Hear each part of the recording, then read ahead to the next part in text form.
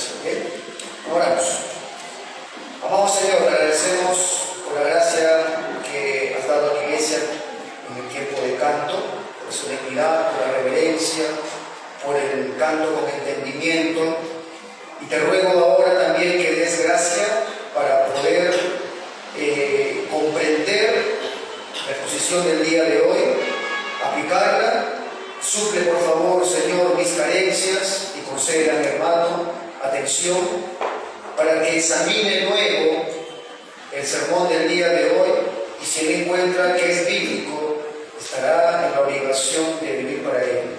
Te lo pido esto en el nombre de Jesús.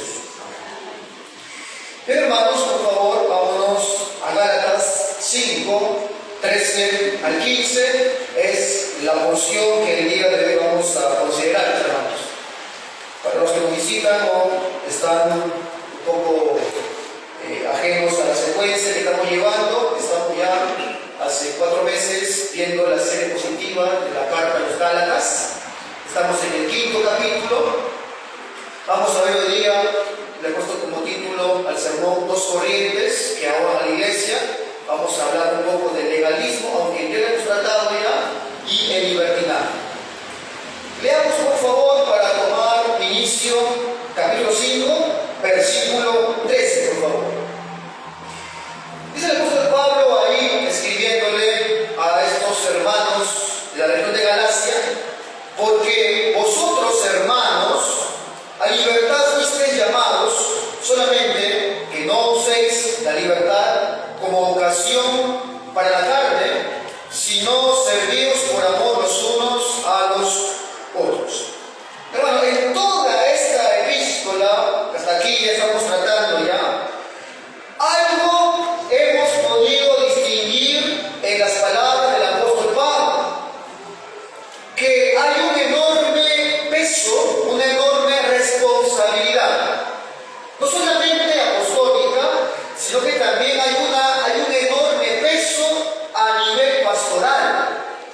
En esta carta, mis hermanos, uno puede alcanzar a percibir esa enorme responsabilidad de este hombre como pastor, que ha usado un sinfín de recursos, todas sus fuerzas, con el conocimiento que Dios le ha dado a este hombre, y ha denunciado, ha rechazado, ha combatido, por un lado, el legalismo, es decir, ese engaño del torpe corazón del hombre que, habiendo sido ya beneficiado de la gracia de Dios mediante la fe en Cristo, habiendo sido libertado de la esclavitud del pecado, ahora estando buscando añadirle algo más a su fe, buscando ahora cumplir algo más en su propio esfuerzo para ser aprobado delante de Dios. Recuerde que hemos hablado ya de legalismo, que es una esclavitud de un sistema que, ¿qué es lo que hace? Alimenta el ego. Te dice: mira, tú puedes hacer algo y debes hacer algo para añadirle a la fe. Eso alimenta el ego del corazón del hombre, pero a su vez encadena al hombre a un yugo que es imposible de llevar. Porque ya hemos dicho que no es por el cumplimiento de la ley que somos aprobados delante de Dios, porque somos incapaces de cumplir la ley. Pero también, por otro lado, este hombre, como un pastor experimentado, no demora mucho en advertir algo: que esa libertad ganada en Cristo de ninguna manera puede convertirse ahora en una licencia para el libertinaje. Se le conoce a esto como antinomía, es decir, el cristiano y la ley no tienen nada que ver. Vemos esa tremenda responsabilidad entonces en el apóstol Pablo, donde por un lado, denunciando, señalando el legalismo,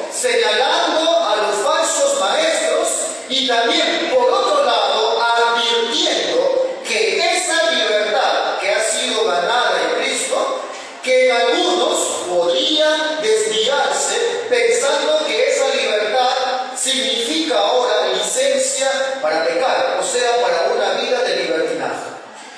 Hemos visto, hermanos, que el apóstol Pablo, ante esto, no se ha guardado nada, no se ha ahorrado palabras, no se ha ahorrado argumentos. Hemos visto ahí un sinfín de argumentos.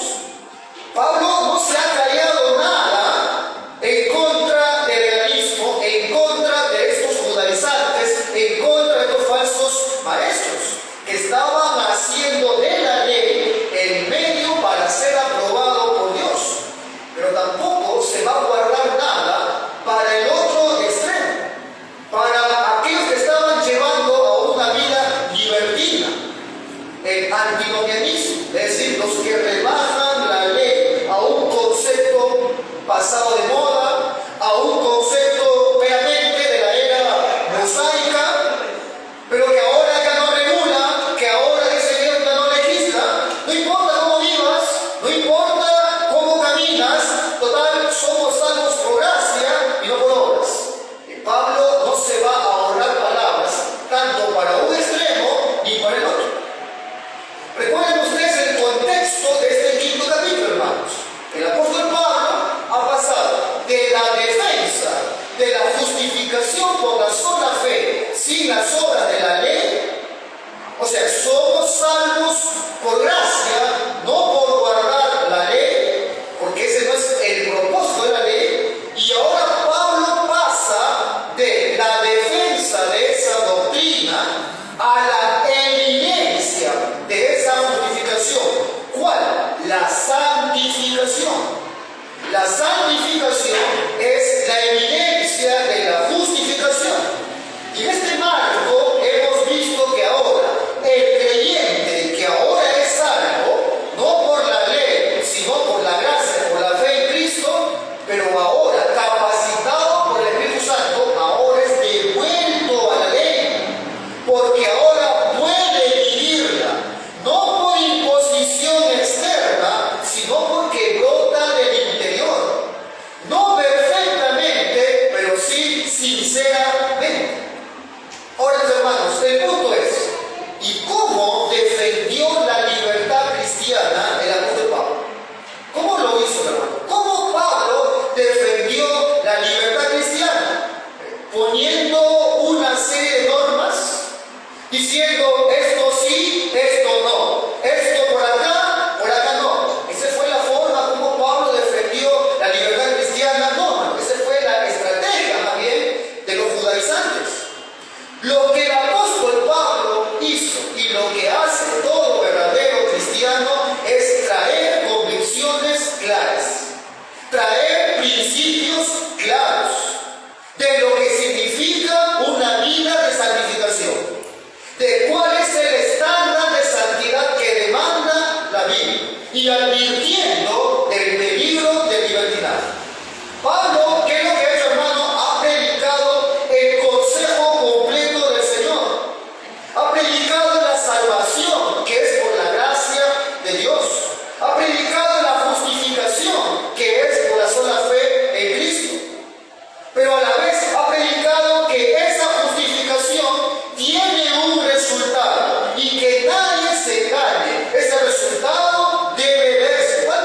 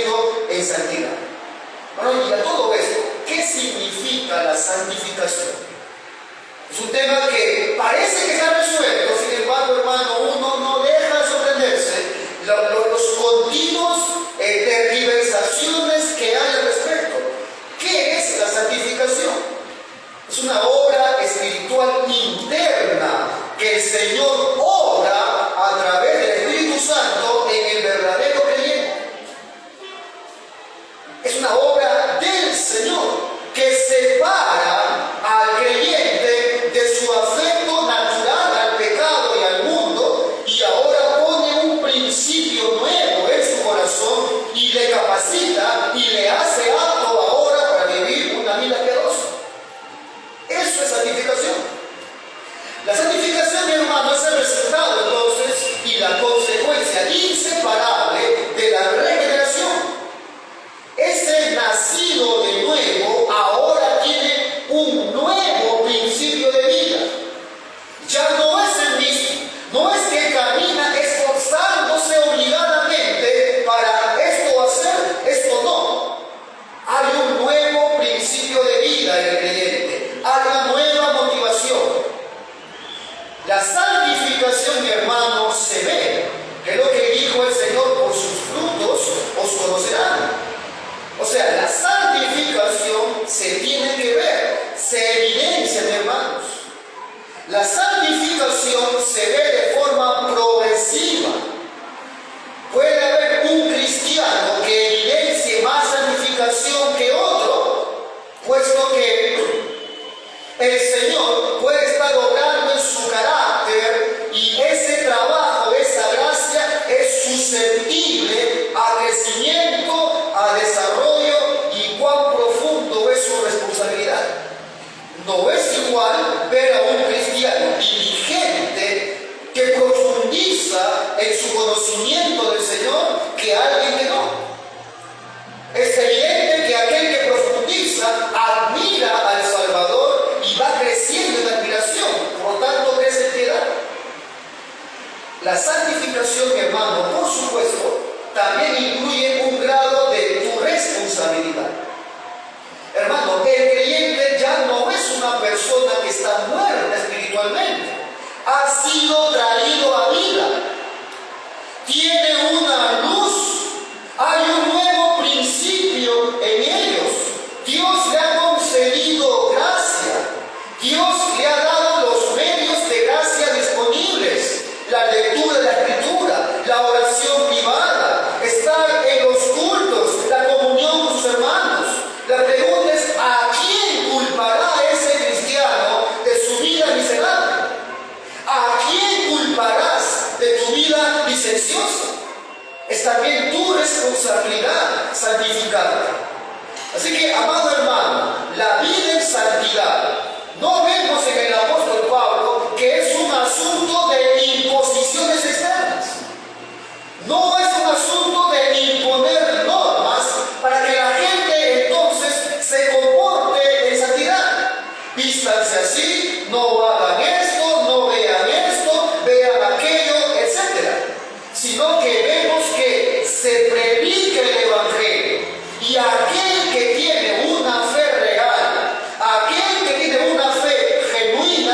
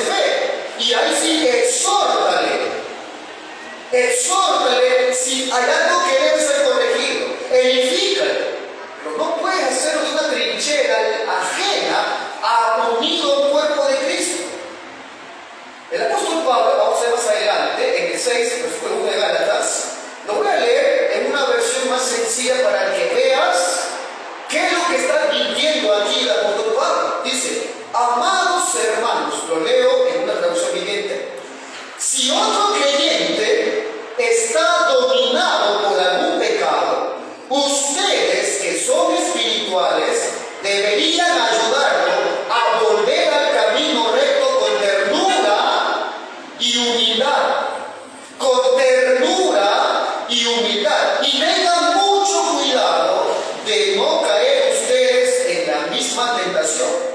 Bueno, no reciba a nadie que venga con un espíritu contrario a esta forma de exhortar, menos a alguien que señale que alguien no está unido a Cristo por actos externos cuando él mismo no está unido a una iglesia. Segunda Timoteo 3, versículo 5, dice de forma enfática el apóstol Pablo, actuarán como religiosos, pero rechazarán, escucha hermano, el único poder capaz de hacerlos obedecer a Dios. Muchos ponen el poder de obediencia en los preceptos externos. Aléjate, dice Pablo, de esa clase de individuos. Aléjate de estos religiosos que rechazan el único poder capaz de hacerles que obedezcan a Cristo, o sea, el Evangelio. No vemos a Pablo poniendo eso sí, eso no. Vemos a Pablo predicando todo el consejo de Dios.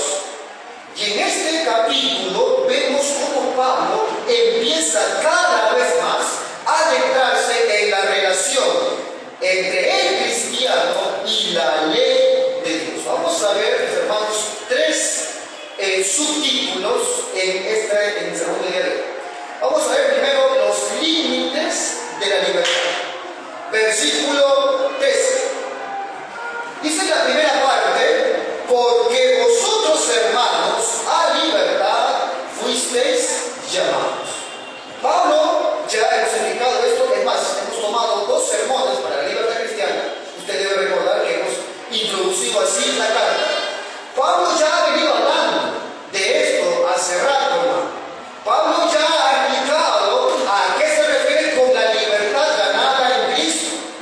Pablo ha mostrado que esa libertad es amplia, pero aquí, primariamente, en esta carta, se refiere a la libertad de librarse de ese peso imposible de tratar de ser aprobado por Dios a través del cumplimiento de la ley, a través de observar ceremonias externas. Es de esa libertad primariamente que habla esta carta. Sin embargo, esa libertad es mucho más amplia, hermano. Y hemos hablado, simplemente concédanme dictar simplemente los tipos de libertad que hemos indicado. Esta libertad, repito, no solamente es la libertad de la esclavitud de vivir pensando que soy aprobado por Dios por lo bueno que hago o por mis méritos. Es también una libertad de la culpa y el poder del pecado. Pablo dice, y libertad del pecado vinieron a ser ahora siervos de la justicia. Así que es una libertad de la culpa, una libertad del poder del pecado. Es también una liberación de una conciencia que te acusa de continuo de pecado. Hebreos 10:22 dice, acerquémonos con corazón sincero, en certidumbre de fe, purificados los corazones de mala conciencia y lavados los cuerpos con agua pura. Es también una liberación de la ira de Dios. Algo que cantamos aquí en la iglesia, justificados pues por la fe, tenemos paz para con Dios por medio del Señor Jesucristo. Es también una liberación tiránica del poder del diablo que tenía sobre nuestras vidas, en nuestra vida pecaminosa. Ahora bien, hermano, no solamente es liberación, sino que es una capacitación para vivir esa libertad. Pablo escribe a los romanos en el 6, versículo 22, dice, mas ahora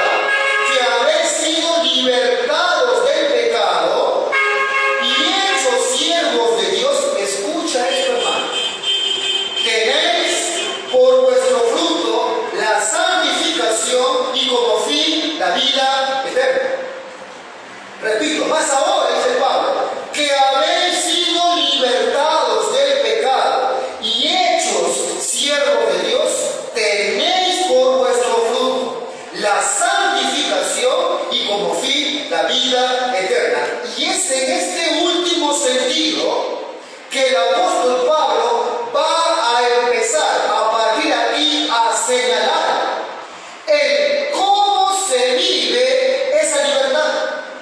Pablo ahora va a pasar a defender esa libertad que recibimos del Señor, a cómo debemos vivir a causa de esa libertad que hemos recibido en Cristo. Pablo pasa de la imposición del legalismo a advertir el rechazo de la ley de Dios. Pasa a denunciar a los que imponen vivir la ley para salvación, a advertir de los que rechazan la ley como norma de vida del creyente. Dice la segunda parte del 13, solamente que no uséis la libertad como ocasión para la carne.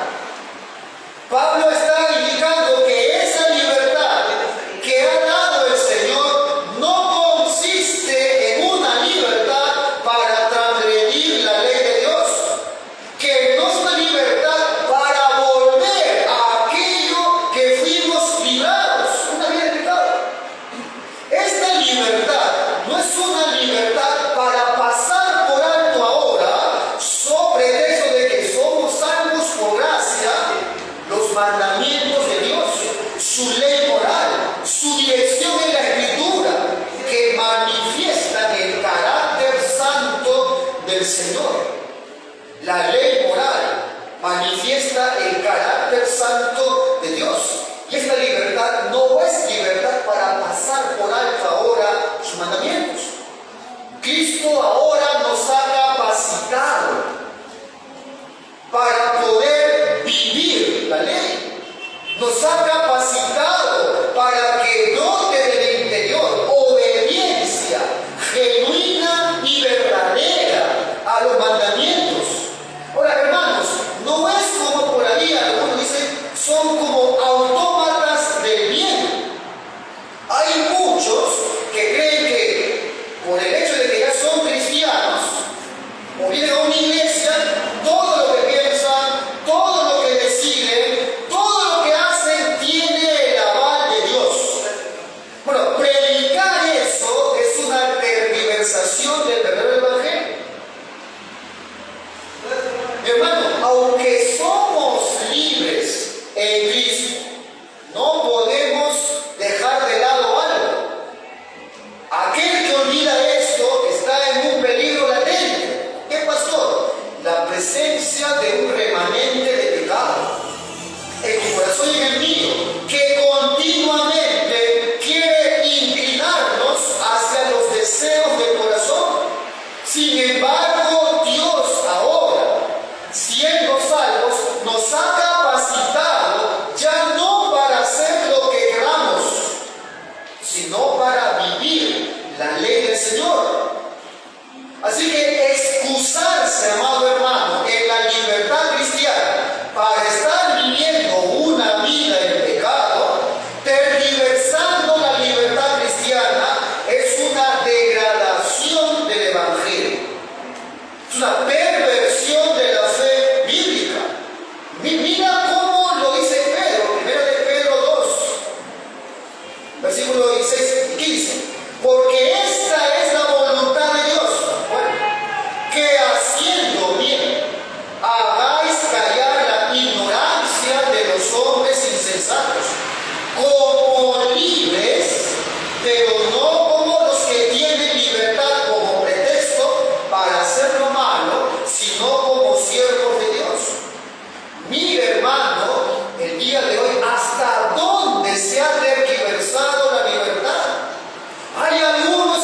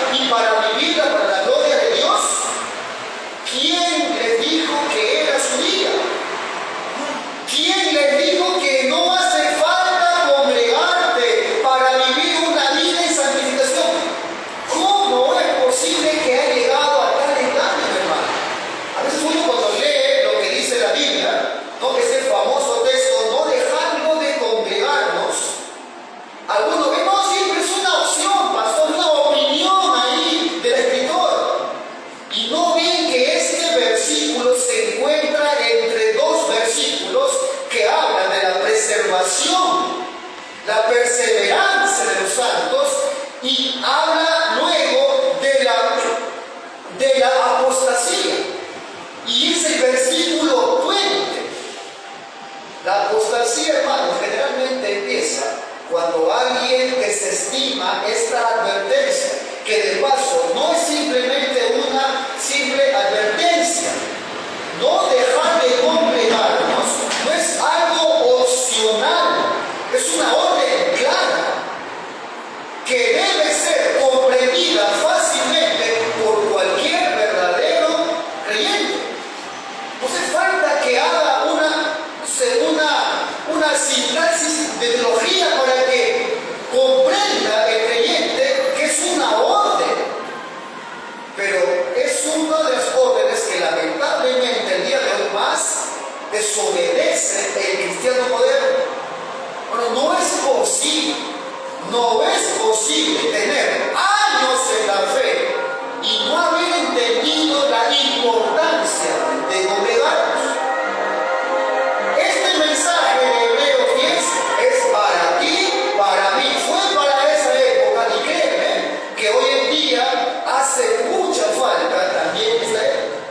Pero créeme que yo siento una angustia tremenda en el corazón cuando veo a un miembro de esta iglesia que profanan este día santo, anteponiendo cualquier excusa. Yo de verdad creo que la pandemia fue la excusa que le vino al dedo a mucha gente de quedarse en su casa, ver el culto que se transmite de 10 a 11 y una vez terminado, tengo todo el día libre para mí. Tengo todo el día disponible para mí, para hacer fiestas, celebrar cumpleaños, irme de compras, hasta hacer lo que es afuera.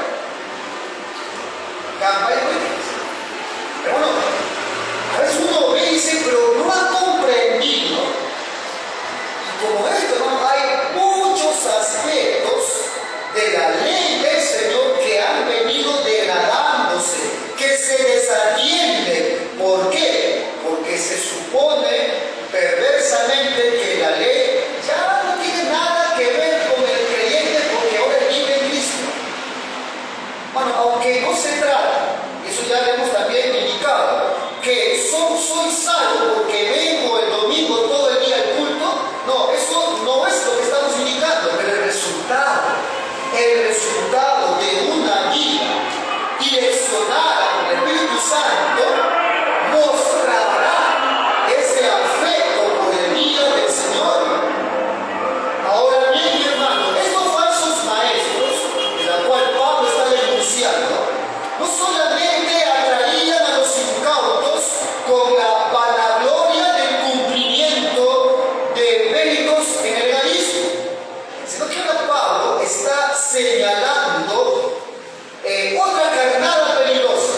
¿Cuál, pastor? La carnada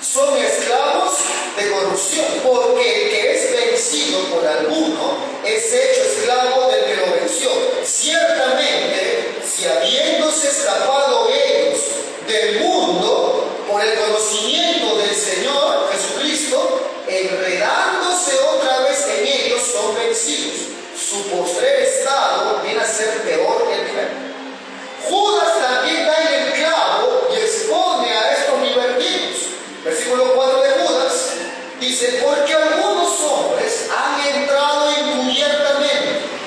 Y recuerde, habla del contexto de la iglesia. Han entrado de forma camuflada a la iglesia, los que desde antes habían sido destinados para esta condenación, hombres impíos que convierten en libertinaje la gracia de nuestro Dios y niegan a Dios, el único soberano, y al Señor Jesucristo. Así que, hermano, defender una vida licenciosa, una vida desenfrenada, joven y adulto, en el nombre de la libertad cristiana, es básicamente negar al Señor Jesucristo, que es el que da la libertad del pecado. Él no da libertad para pecar, Él te liberta también del pecado. Segundo aspecto, el objetivo de la libertad. Pablo ahora, después de llamar la atención de que somos libres, pero no para una vida libertina, ahora Pablo da un mandato. Bueno, y este mandato solamente puede ser cumplido por un verdadero creyente, capacitado por el Señor. Dice la última parte del 13, sino servidos por amor los unos a los otros. Los que vienen los días miércoles es que hemos ampliado largamente por 2 semanas. Puede usted escuchar o pedirme el sermón escrito, se lo puedo enviar. Pero ¿qué es lo que está pidiendo aquí el apóstol Pablo? ¿Qué es lo que está indicando aquí Pablo? Que servirse por amor unos a otros es la prueba indudable de que tal ha sido capacitado por el Espíritu Santo y que está apto para obedecer la ley de Dios. Porque servir a tu hermano implica desinterés, implica negación, implica humillación. Es un acto de una voluntad transformada. Cuando antes era todo para mí, yo, ahora hay una transformación de ese corazón y es capaz de entregarse al otro. Ahora, cuidado, sí, pastor, yo hago eso. Cuidado que hay mucha gente que hace esto, pero con una motivación que no le da la gloria a Dios. Aún ese servicio abnegado no brota del amor. Recuerden que el mismo apóstol Pablo advierte, él dice que así una persona entregue todos sus bienes a los pobres, o entregue su mismo cuerpo para ser quemado. Dice, si esto no brota del amor, no significa nada. Así que acá estamos indicando que hay una motivación bíblica. Servir al otro por amor es el extremo al accionar de estos falsos maestros, que se movían solo por un interés egoísta, se servían a sí mismos. Pablo ha indicado esto de los falsos maestros, que se servían a sus propios vientres, que con lisonjas engañaban a los incautos para aprovecharse de ellos. Pero servirse por amor los unos a los otros es un resumen, amado hermano, en la práctica del cumplimiento de la ley de Dios. Una muestra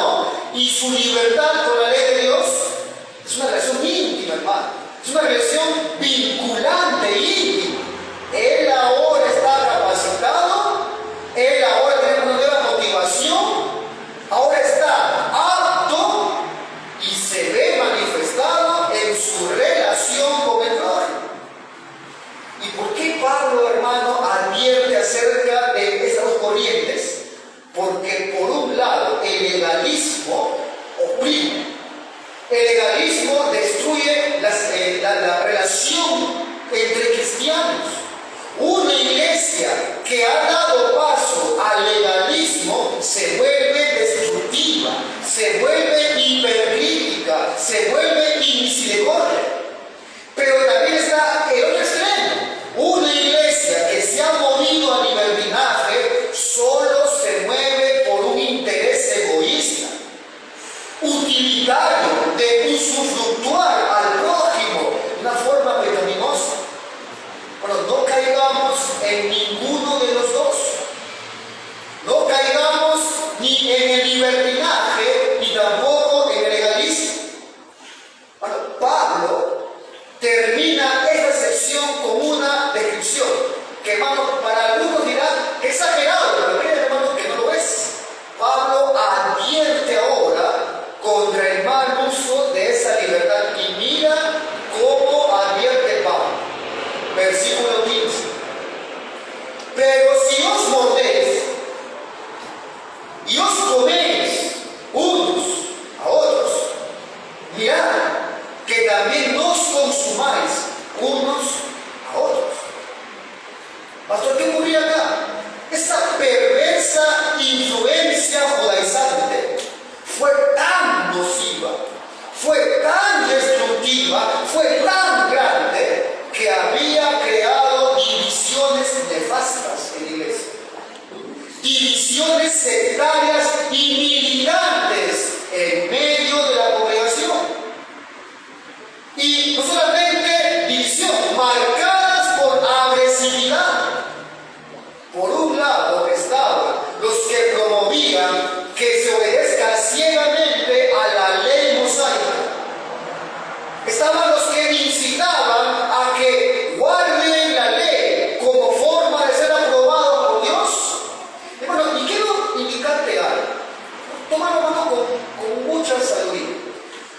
Hermano, vestirnos de santidad externa es algo fácil.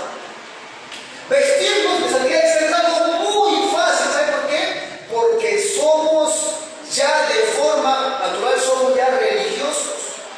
Si yo les dijera aquí, por ejemplo, a las hermanas, para que se vea su santidad, a partir de ahora, todas vengan vestidas con falda larga negra, blusa blanca y encima de manga larga, yo sé que por ahí primero va a haber una cierta resistencia. Se van a oponer, ¿por qué, pastor?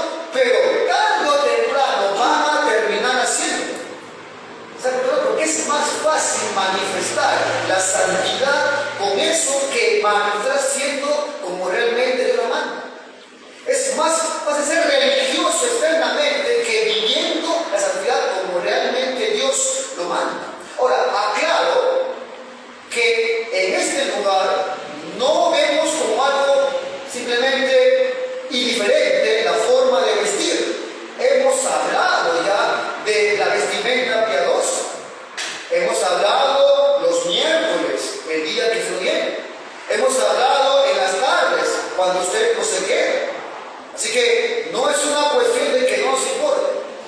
Estamos indicando que vestirnos de santidad externa es muy fácil. Estaban viendo, por un lado, que masacraban a los que no cumplían la ley, a los que no cumplían eso que le habían impuesto externamente. Y estaban también, por otro lado, los libertinos. Así como el pastor ha dicho hoy día que lo externo es fácil imitar, pues yo voy a poner lo que yo quiera, un chorcito que se me vea todas las nalgas, total, ya dijo el pastor que no importa.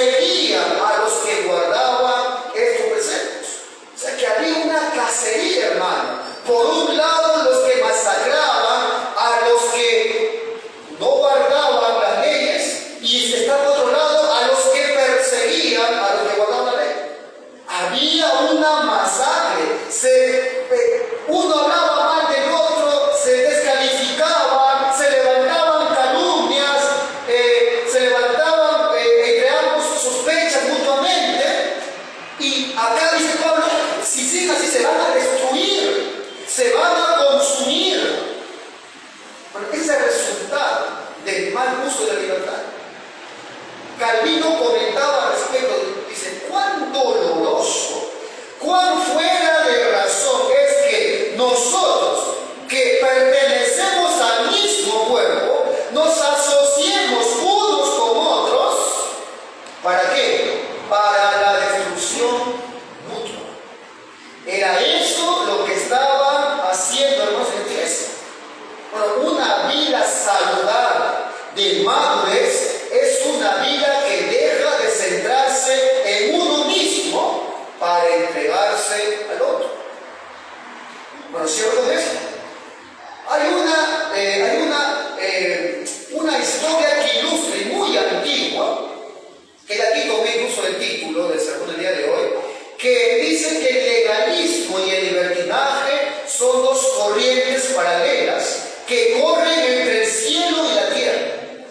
El legalismo, esa corriente, narra el escritor, se ve clara y brillante y se ve pura, pero sus aguas son tan profundas y furiosas que nadie puede entrar en ella sin ahogarse o golpearse con las rocas de sus duras exigencias. En cambio, la corriente del libertinaje es tranquila, se ve sencilla ir por ella, se ve aún incluso agradable ir por ella. Pero dice acá, hay un problema, dice el escritor, que sus aguas están tan contaminadas que cualquier intento de cruzarla es un riesgo mortal. Dice el escritor, ambas corrientes son mortíferas e imposibles de cruzar. Una por sus demandas morales que no se pueden cumplir y la otra a causa de su absoluta decadencia moral. Sin embargo, a estas dos corrientes mortíferas les pasa por encima el puente del Evangelio de Jesucristo, que constituye el único pasadizo entre el cielo y la tierra. Las corrientes llevan a la muerte porque son caminos humanos. Uno, el legalismo, las normas extremas; el otro, el libertinaje, no hay normas. Pero el Evangelio lleva a la vida eterna porque es el camino de Dios. Bueno, ¿cómo podemos aplicar el texto? ¿Qué podemos derivar para la vida práctica? Permítanme primeramente dirigirme a los jóvenes, a los niños, a los adolescentes. Jovencito, Pablo tiene algo que decirte el día de hoy. ¿Qué está diciendo Pablo? Que esa libertad que tú tanto le pides a tus padres, que esa libertad que tú reclamas para salir a la hora que tú quieras, para irte a donde tú quieras, esa libertad que tú reclamas para que hagas con tu cuerpo lo que tú quieras, quieres tatuarte, hacerte piercing o profanar tu cuerpo dándoselo a alguien en la silla, Pablo dice algo, que eso no es libertad. Que eso no es libertad. Eso es esclavitud, dice Pablo. Juan 8 nos dice ahí, Jesucristo mismo, de cierto os digo que todo aquel que hace pecado, esclavo es del pecado. Así que, joven, aquello que tú llamas libertad es en realidad esclavitud. ¿Por qué, pastor? Porque esa libertad está asociada con el pecado, con pecado de rebeldía, con pecado de inmoralidad, pecado de orgullo, pecado de los deseos de la carne. Te pregunto, joven, ¿no te gustan los límites? ¿Te enoja que te los pongan? Recuerda siempre esto, estimado joven. La libertad que no tiene límites, en realidad es el desbocamiento incontrolado de la pecaminosidad humana, y esa es la más terrible esclavitud. Así que arrepiéntase de ese pecado. Busque al Señor para su salvación y a sus padres sean sujetos. Ahora, para usted, amado hermano en Cristo, Pablo, hemos visto en este pasaje que ha remarcado algo que tú posees a través del Evangelio.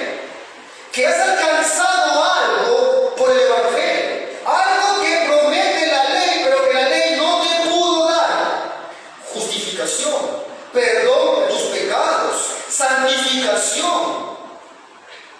Ahora estoy en paz con Dios. Y todo eso, mi hermano, usted lo ha alcanzado sin necesidad de someterte ni a una sola regla de la ley.